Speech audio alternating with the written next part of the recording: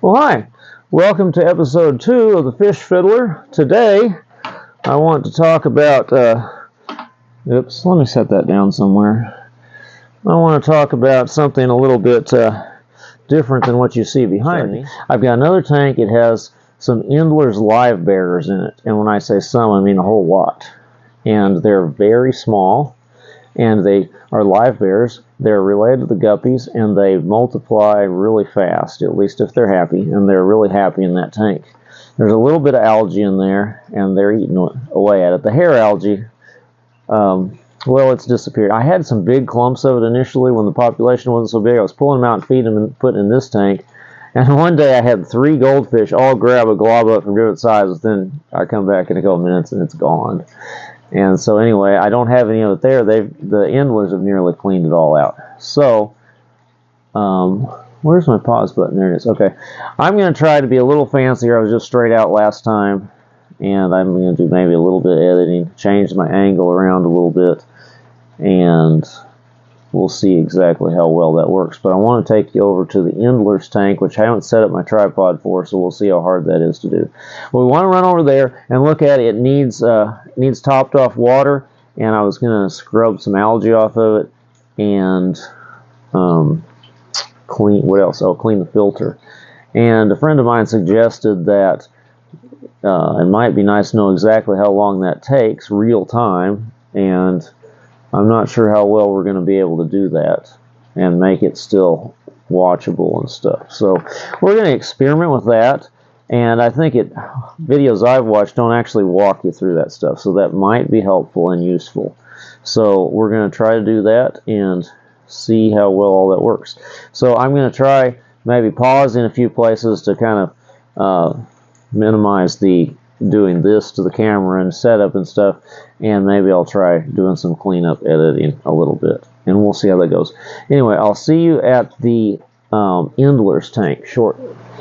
Okay, here we are at the Endler's tank. Oh, you're not going to be able to see me very well because I'm zoomed in on this tank. This is a 10-gallon tank, and there's some algae in here, so it's not too bad. I've cleaned it not too long ago. I've got two. This one is a magnet, so you can stick that in like this. Put your magnet on it, and you can scrub it back and forth, and it can clean it off. This is the finish on this is kind of like a little felt pad, and it doesn't seem like it really cleans everything I want. I'm going to go ahead and go through this front of it a little bit with this one, and I'm going to move that filter back out of the way a little bit. There's some algae right there that's really not coming off. Okay, I'm going to pull that out. The advantage of that, there's a bunch of there it goes. There's a bunch of duckweed in the top of that, so that, gets all over your hands and stuff if you get down in there.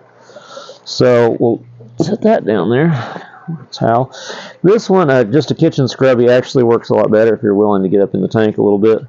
So I'm just going to scrub that right there, and that came right off. And I can get right down into the sand, and if I'm willing to adjust the sand a little bit, I can get hopefully I'm not going to smush anybody. Hopefully they'll get out of the way. I think they're pretty good at that. I'm chasing them all around, though. That little piece of log there is going to get moved out of the way. And some algae down up there. And there. Okay.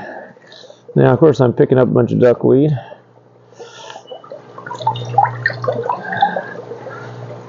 And set that down there. Okay, so I've stirred up a bunch of stuff now. Now, you can see that I've got not enough water. See, I'm going to bring that up to this line here, or a little above it, probably. So I'm going to take you into the kitchen and see if we can get some water prep. All right, we are in the kitchen. I have a number 10 can right here. I'm going to turn that on. Kind of warm water, just by feel.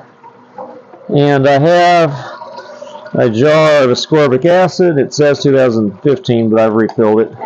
I buy it by the pound, or 5 pounds or something. So I'm going to get a scoop of that. This is 1/8 of a teaspoon. And I'm going to dump that in there so that we'll let it dissolve a little bit. And there's that. So this is tap water. It's chlorine. Actually, it's chloramide, I believe. It's in there. It's even worse. Okay, so that's that. Now I'm going to switch to a view of my scale, and I'm going to weigh that out for you. Okay, here's a close-up of the scale. We're going to turn it on, and it's going to be in grams. We're going to do 1/8 of a teaspoon, more or less, and that's 0.61 grams. That's 610 milligrams. Now, I can't remember the calculations, but it's something like 10 to 20 milligrams per gallon to neutralize typical chlorinated tap water. So this will neutralize tap water. Let's see, that's 30 times over. So that means it can also neutralize ammonia. And if you look at the ingredients of fish flakes and stuff, they have vitamin C in it. And I've read some studies that talk about how even animals like dogs and cats that can produce their own vitamin C are even healthier if you give them more. So I suspect that's the case with fish. I have been, oh, you know what? Probably no audio. Hold on. Left the mic in the other room. Oh, no, I didn't. I'm wearing it. Okay. Never mind. Anyway, I suspect that's the case with fish. Anyway, I've been using it for a while, and it's all been good. So they've been thriving on that water. So we'll just put that away and move into the other room. All right, we are back with the fish tank. I've got my gallon of water here. I'm going to move this light back a little bit. Now I'm going to put my hand down there so I don't disturb the substrate. I'm going to just pour that in there. And there's 1 gallon. I'm probably going to go put another gallon in, so I'm going to just be right back. Okay, I'm back with a 2nd gallon of water. Put my hand in just below the surface so it doesn't splash, and it also prevents the water from hitting the substrate and stirring it up. We'll just fill that up nice and full. That didn't all fit, so I'm going to dump the rest of it in the 55 gallon. Alright, so now I've got that topped off. Now the next thing I want to do is clean this filter. And I have been given some idea that if I happen to time lapse this or anything, you might want to know how long it is. Okay, let's see if you can see that time. I'm flipping the thing around so I can see to control it better. That's not helpful, is it? Yeah. Anyway, we're going to take this filter out. Let's see if you can see. Let me adjust this here. Okay, you can see that. So I'm going to pull this hose off the pump. So that's what powers it. So I've got the hose all free here. So that's the filter. This is a box filter, which is similar to a sponge filter. A lot of people start with a hang on the back filter, but a lot of YouTube fish people like the sponge filters, breeders and stuff. This is essentially a sponge filter, except it's got coarse fine sponge, and then it's got another filter media. It's a fibrous stuff, and then this is a gravel layer down in there to hold bacteria. So you've got some options. You can replace this with activated charcoal, which I've done on one of those, 1 or 2 of them.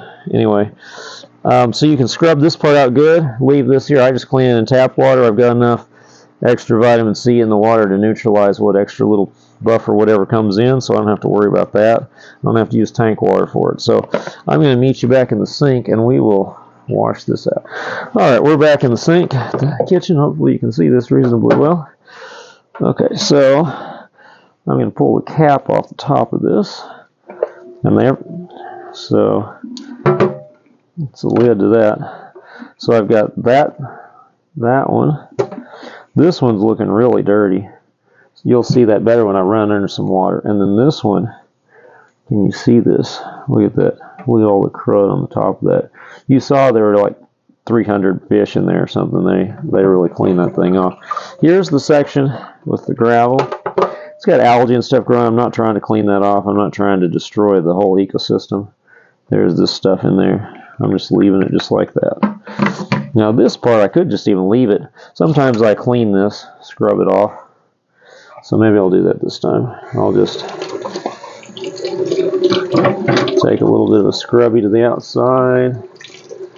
And this is just, tap water is not a problem probably because of the vitamin C that's in the water in the tank, which will neutralize chlorine. And I saw that on the internet somewhere, and I checked a little bit. I just ran, see the pants quantities extra, and then a little bit more extra. Somebody recommended some amount. Then I think I had ChatGPT give me a calculation of neutralizing that. Okay, so here's the first layer. This is the coarse one. Let's do that first. Let's see if you can see all the crud coming off of that. Maybe you can see it even better if I pull in. Anyway, let me set this back up like that. So I might essentially go into this.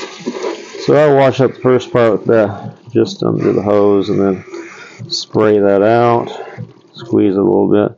Okay, this one, you can see the dirty water coming out. It really doesn't capture it as well as being in person, but I don't know how to really make that stand out real good. I don't want this to take so long. It's tedious, but I'd like to give you an idea what it takes. Spray this thing.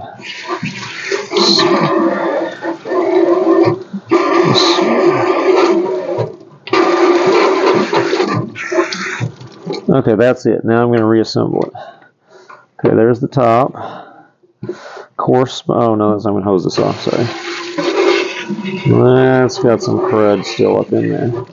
Okay, sometimes I'll clean that off a little better. I'm not bothering this time. So, coarse one, then the finer one, and then whatever this fibrous thing is on top, and then we'll stick this lid's coming off, but that back on there.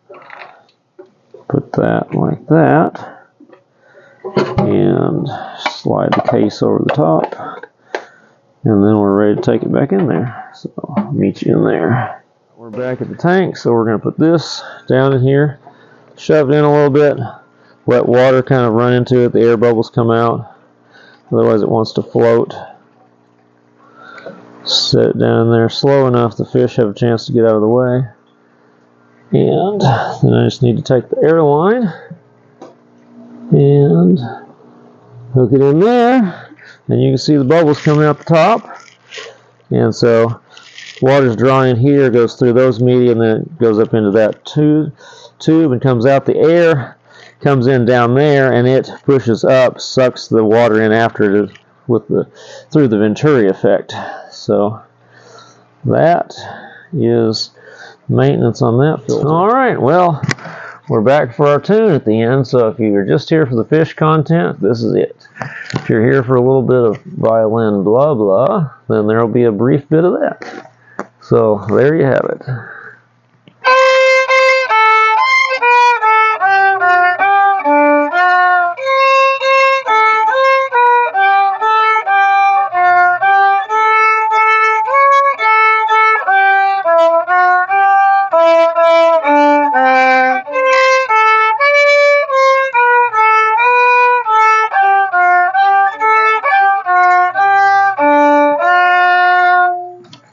Alright, well thank you for joining me for this second edition of Fish Fiddler, and we will do some more fiddling and some fish fiddling. So thanks a lot, and see you next time.